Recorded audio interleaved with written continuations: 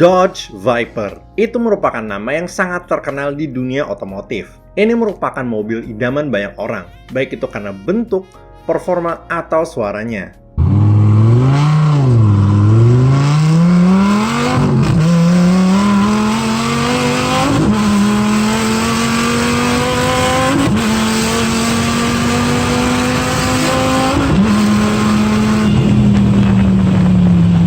Tetapi, kalau lo termasuk dari sebagian kecil orang yang berpikir, kayaknya masih kurang, maka gue punya berita bagus untuk lo.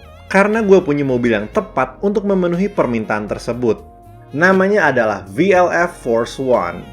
Mungkin itu nama yang asing di telinga lo. Mungkin juga ini pertama kalinya lo melihat bentuk dari Force One. Tapi lo gak sendirian kok. Karena ini merupakan mobil langka dari perusahaan yang kecil. Gue pribadi baru tahu tentang Force One karena ada yang komen di salah satu video gue yang minta untuk review mobil ini.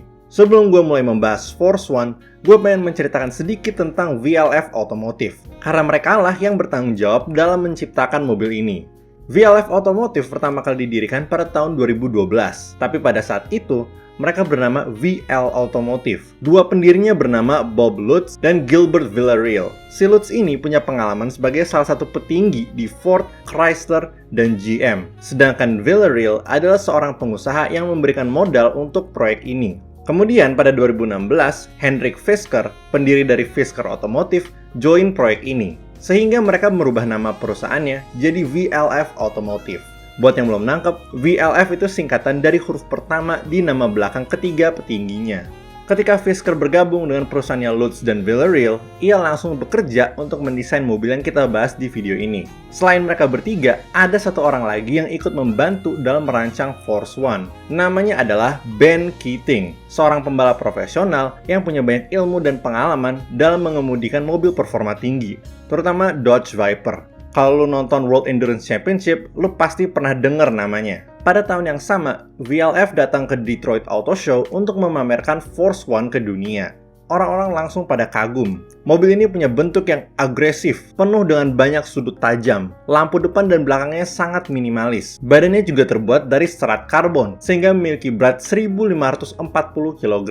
Selain bentuknya yang sangar, Force One juga dilengkapi dengan mesin yang mendukung. Kalau kita buka cupnya, lu akan menemukan 8.4 liter V10 yang menghasilkan 745 horsepower. 0 ke 100 dalam 3 detik, dan punya top speed 351 km per jam. Kemudian kalau kita masuk ke dalam, Force One dilengkapi dengan interior yang cakep. Semuanya dilapisi dengan kulit, suede, atau alcantara. Selain itu, terdapat berbagai fitur unik seperti hotspot untuk Wi-Fi, tempat untuk menaruh minuman alkohol, sistem navigasi, sebuah tempat di konsol tengah untuk nge-charge HP, tempat untuk naruh kacamata yang terbuat dari kulit dan suede, serta transmisi manual atau otomatis 6 percepatan. Kemudian, mobil ini juga menggunakan active suspension yang desainnya dibantu oleh Ben Keating.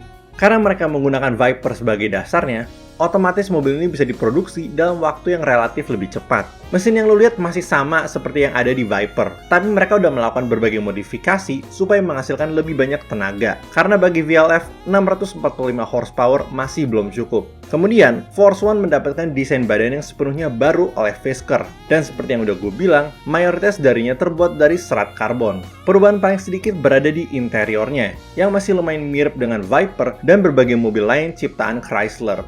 Kelihatan bahwa VLF Force One memiliki semua komponen yang dibutuhkan untuk menjadi supercar yang luar biasa. Lalu, apa yang terjadi pada mobil ini? Kenapa hampir nggak ada yang mengetahuinya? Ketika mobil ini mulai dibangun pada tahun 2016, VLF berencana untuk membuat 50 unit dari Force One, dengan setiap unit dibanderol dengan harga $268.500. Sayangnya, yang minat untuk beli mobil mereka tidak sebanyak harapan. Itu kenapa VLF hanya membuat 5 Force One sebelum akhirnya menghentikan produksi.